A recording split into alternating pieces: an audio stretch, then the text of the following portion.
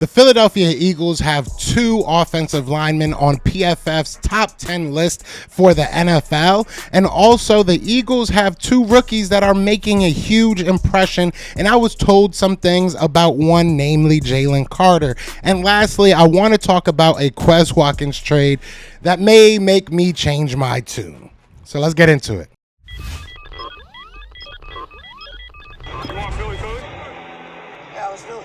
What's going on, you guys? It's your boy Joe Castro, aka Philly Fresco, and it is Philly the podcast. So today I want to talk about these rumors. There's a bunch of rumors. So Quez Watkins, there's a trade rumor out there with the Atlanta Falcons that kind of got me thinking maybe twice about what I was saying about Quez.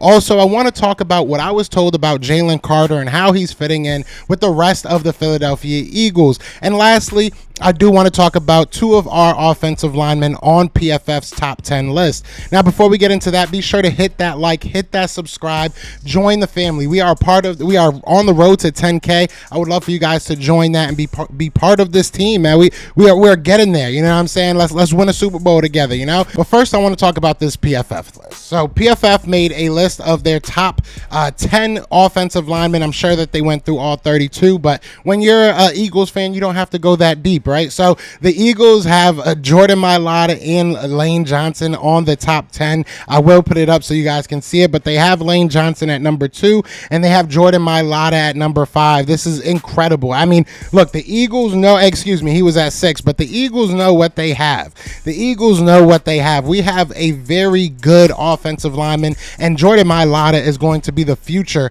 and the anchor of that team. I'm excited to see what he becomes. I'm excited to see how much longer we have a Lane Johnson for. I think that this is very fair. I think it's very, very fair.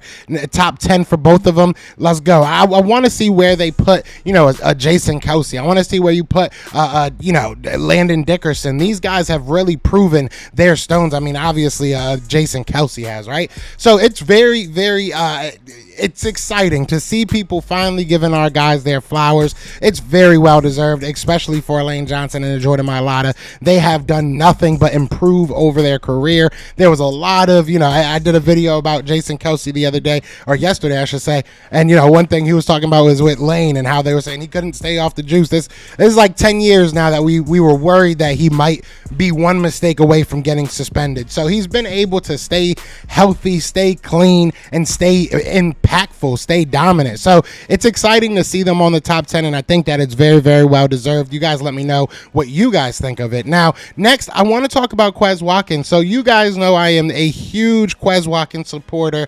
If you don't know, hit that subscribe so you can definitely see me rant about Quez Watkins a couple times. I think that we are all kind of giving up on him a little bit too quick.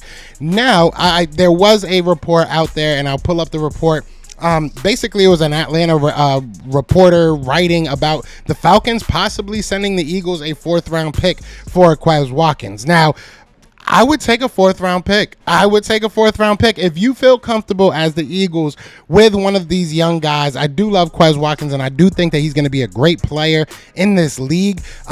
But if you feel comfortable with one of these guys, maybe a Joseph Nagata, maybe a Hasselwood, I don't know, any of these 45 guys that you brought on as a wide receiver, if you feel comfortable with them, then hey, go for it. And a 4th-round pick would be lovely. We keep on strapping up on the assets that we have next year. Obviously have a number of assets. So I wouldn't be mad at that. I would not be mad at that at all if that was the plan for the Philadelphia Eagles. A 4th-round pick, I mean, that's more than I thought we would. We drafted him in the 7th round. If we're able to turn that 7th-round pick into a 4th-round pick, I think that's pretty masterful. That's pretty Howie Roseman-ish, right? That's kind of what he does.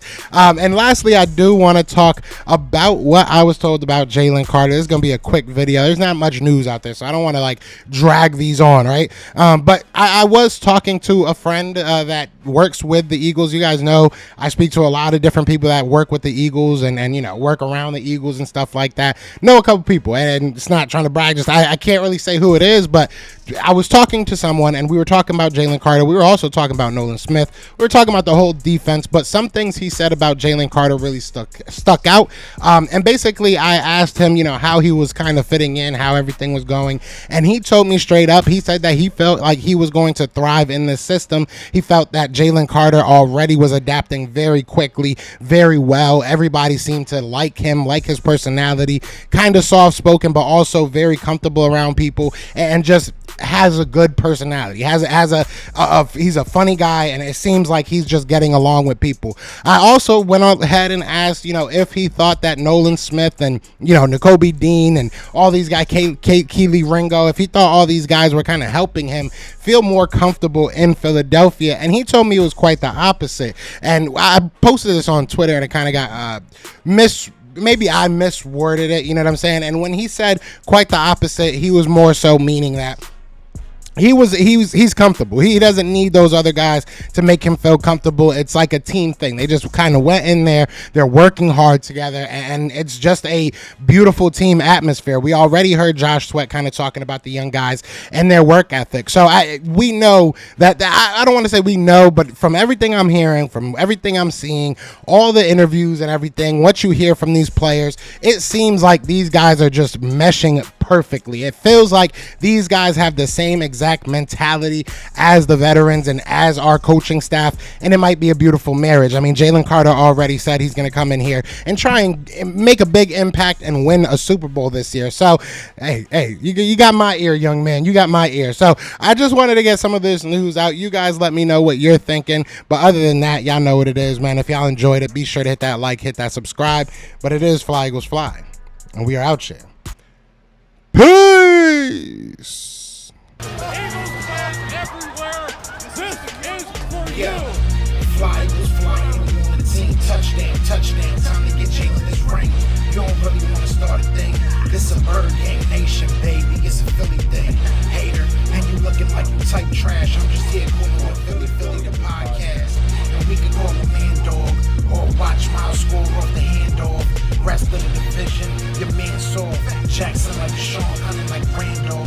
Season head, early time to do him in. Your boy Philly Fresco, thanks for tuning in.